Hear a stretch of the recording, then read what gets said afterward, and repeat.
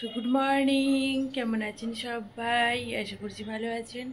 আমিও ভালোই আছি। আমার আরও একটা নতুন ব্লগে আপনাদের স্বাগত জানাই। তো এখন 8:45 মতো বাজে। তো ফ্রেশ হয়ে নিয়েছি, একটু স্নান টান করলাম, পুরো ফ্রেশ হয়ে নিয়েছি, একটু ড্রেস ফ্রেস চেঞ্জ করলাম, সব করেছি।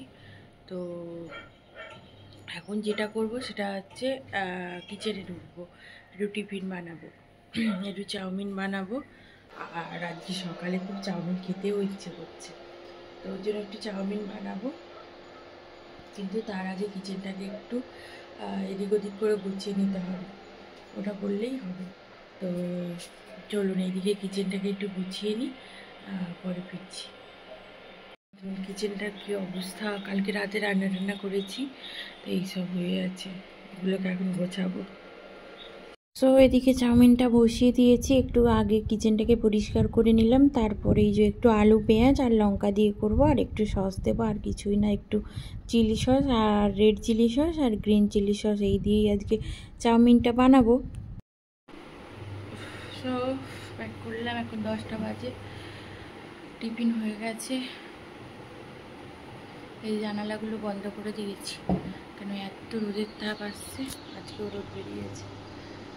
তো এই কিচেন গোছানো হয়ে গেছে।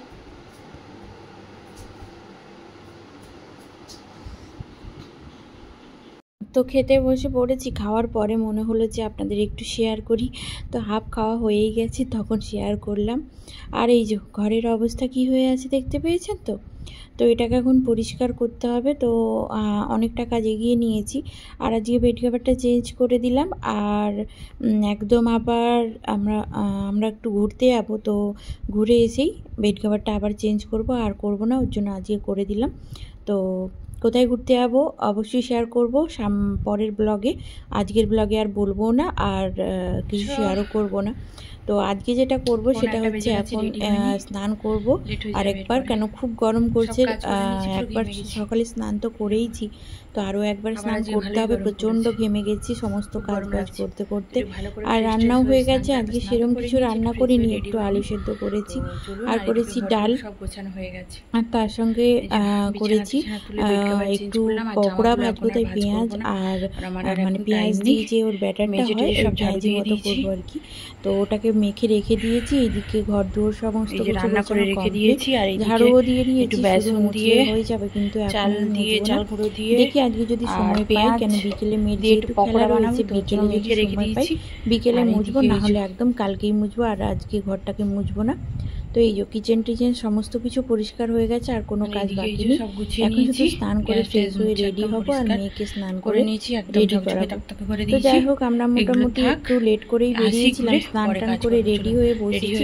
হাজব্যান্ড বললো আজকে মনে হয় আর যাওয়া হবে না, তো আমি আবার ড্রেস চেঞ্জ করে দিয়েছিলাম। তারপর আবার ফোন করে বললো যে স্কুলের যে প্রিন্সিপাল ম্যাম, তো উনি 4:30 পর্যন্ত থাকবেন, তো উনি যেতে বলেছে। তো তাই আবার এলাম, আমরা ওই 2:45 নাগাদ এসেছিলাম, খাওয়া দাওয়া করে একদম এসেছিলাম।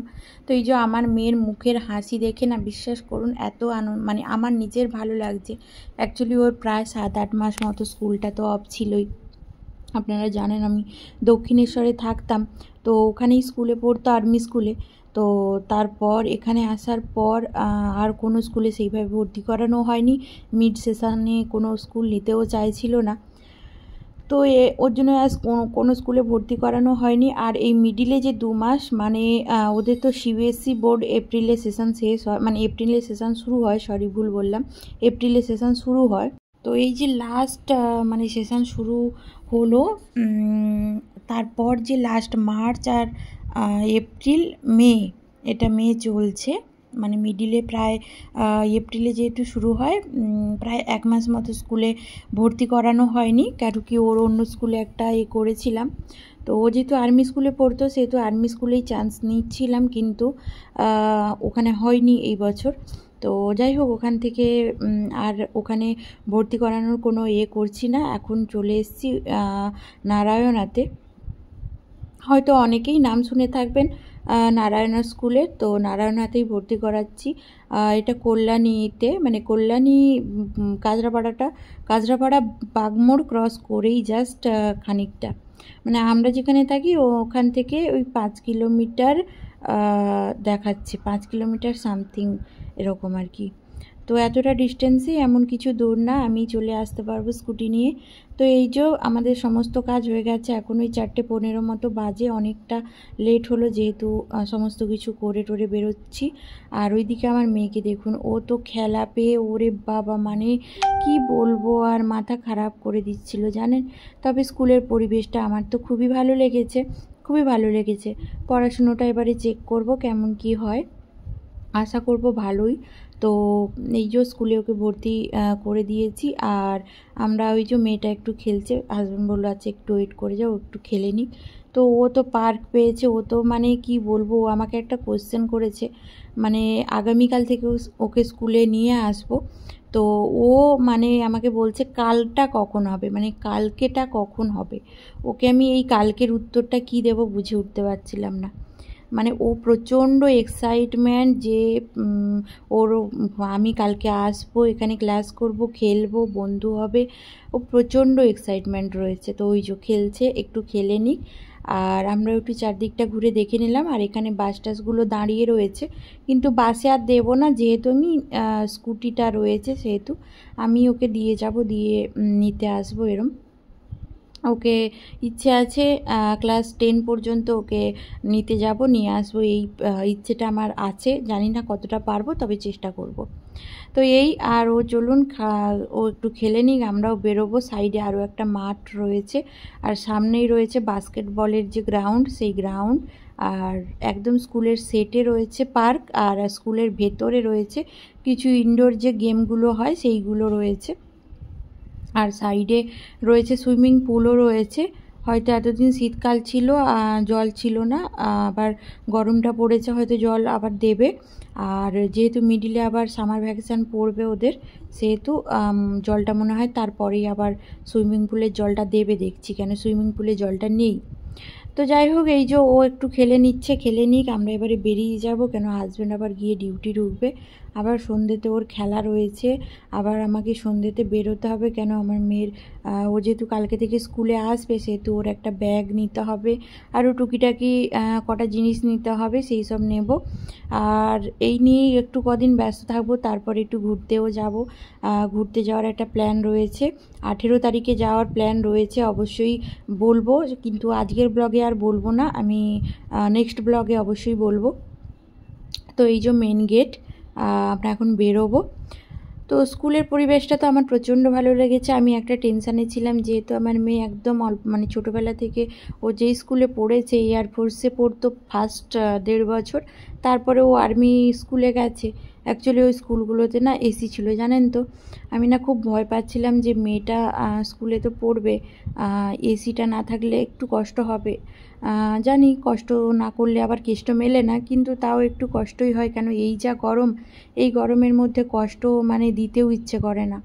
তো যাই হোক, এই স্কুলে এসে দেখছি যে মানে সেই টেনশনটা আর কি মুক্ত হলো, দূর হলো আর কি, যে না এসিটা রয়েছে। তো এই যে দেখুন, এই বাঁশ পাতার মতো কি একটা গাছ, এটাকেও নাকি বাঁশ গাছ বলে, এটা জাস্ট ফর শো। তো বেশ সুন্দর লাগছিল, সুন্দর করে ডেকোরেশন করে এখানে লাগানো রয়েছে।